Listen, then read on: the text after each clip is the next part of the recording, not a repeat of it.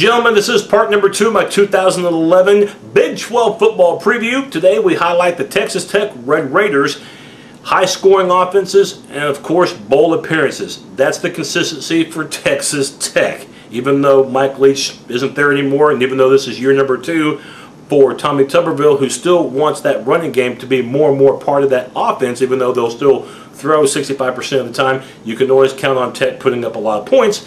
But you can count on them giving up a lot of points as well. Last season, they were the 7th worst total defense in all of college football. They're trying to change that, though, with the 4-2-5. We'll talk more about that defense in a second and tell you what I have in common with their new defensive coordinator. But first, let's talk about the offense and Neil Brown, whose offense last season did not disappoint. 15th overall in the country in total O. And even though they do not have Stephen Sheffield or Taylor Potts, the two quarterbacks who saw a lot of time the past couple of seasons for the Red Raiders, they do have a guy that they think that can do just as good of a job in Seth Doege. Right now, he is the #1 guy for the Red Raiders. He's going to be my key #1. Keep in mind, though, Doege, despite the fact that he's got a quick release, is a good athlete, and players around him think that he shows good leadership skills, he hasn't started a ball game in 5 seasons. Injured his last 2 seasons at Crane High School in West Texas, and of course very seldom played his first 2 years at Texas Tech because of Sheffield and Potts. So now he gets his opportunity to start in a game for the first time since 2006. So we'll see how he does in that starting role on the collegiate level and how he'll mesh with the receivers. And this is going to be key #2 in my opinion. Life without Detron as well as Long. Detron Lewis and Lyle Long combined for 161 catches in 2010, plus had quite a few touchdowns. That's not going to be easy to replace. Thankfully for Texas Tech, they do have quite a few receivers that they can still use, including Alex Torres, who had a really good 2009, but last season had to battle injuries, so he wasn't as effective.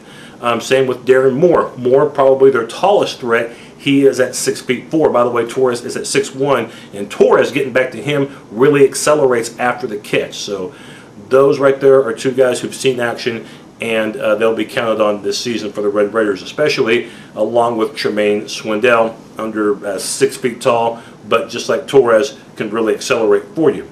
The running game, well, let's face it, it's a big loss when you lose a guy like Baron Batch. He was one of the more exciting backs in college football. Definitely in the Big 12, so his loss is going to be really felt. But Eric Stevens did show signs of the future for the Red Raiders last season, coming onto the scene in that bowl game against Northwestern with a huge 80-yard-plus run in that bowl game as Tech beat Northwestern. So Stevens, you know, can not only do a good job as far as getting into the open field, but they could also use him as a receiver too. So that's something that Doege will have to his advantage, as well as using another running back, Aaron Crawford. So you've got quick backs that can be used as receivers, but you don't have a power running game. So when they get in those short yardage situations, I'll be curious to see how Tech handles that. At least the offensive line is experienced, though. The Red Raiders returning all 5 of the interior players, and all 5 pack a lot of beef, over 300 pounds apiece, anchored by Adrian Waddle and Mickey Okafor, 2 tackles who stand 6 feet 6 inches tall, and they should get good guard play as well from Lonnie Edwards as well as from Derevick Gallington.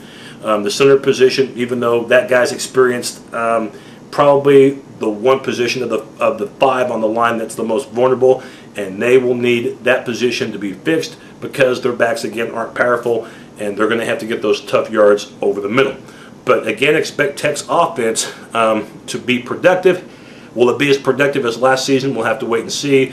A lot of that will depend on Doege, and it will also depend on how they do despite not having Baron Batch as well as Detron and Lyle at the wideouts. Now let's take a look at the defense, and this is key #3, the 4-2-5. The 3rd new defense that Texas Tech will be running in as many seasons. Tell you how small of a world this is. A while back, when I played football in Northwest Oklahoma at Woodward High School, my senior year, we had this player on our team, a junior, who off the field was a practical joker. He was also a pretty smart guy on the field, though, and he could hit. Not muscular, but the guy knew technique, and he turned out to be a real good offensive lineman for us. Chad Glasgow. He would go on to play at Oklahoma State and then become a graduate assistant there, and he's been assistant coach ever since. He was a safeties coach just recently at TCU, the #1 defense in the country last season, and a team that went 13-0 and won the Rose Bowl. Now, Glasgow, my former teammate at Woodward High, is now defensive coordinator at Texas Tech, and he's going to be implementing that 4-2-5. And seeing clips of Glasgow during spring drills on television, the dude is intense. The dude preaches the word, perfect practices, know your assignments, be perfect. It's going to be a transition, no doubt, for the Red Raiders, going from a 4-3 to a 3-4 last season now to a 4-2-5. Definitely your defensive backs are going to have to be more active. A guy like Cody Davis, who will be the weak safety last season, second in the team in tackles with 87. He'll be called upon more because the safeties are expected to be more of run stoppers than they were under the old defensive alignment. The safeties, I don't feel too bad about for Tech as far as experience because you know what they haven't. Terrence Bullitt will also be a part of that defense. Corner, a real good corner in Trey Porter, and a good defensive back in Jarvis Phillips, who had 4 interceptions last year for the Red Raiders.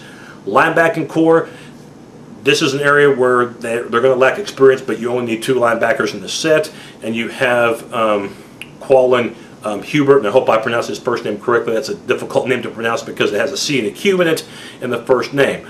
But he's a speedy type of linebacker. They expect good things from him.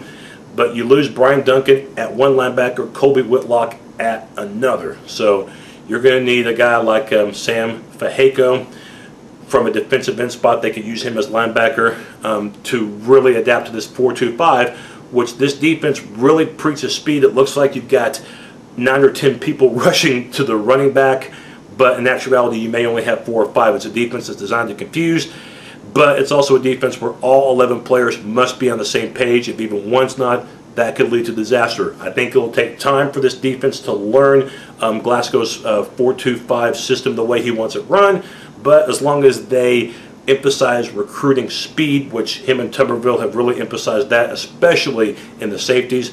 And I think Tech, as long as they don't change the defensive alignment again, I think this will be the best thing that happened to them, the 4-2-5. But do expect it to take time for these guys to learn. Looking at the kicker, Donnie Corona, who was used last season on long kick occasions, had 4 attempts, made 1, which was a 52-yarder. But missed the other 3. He will now be the full-time kicker, replacing Matt Williams, who was pretty consistent last season.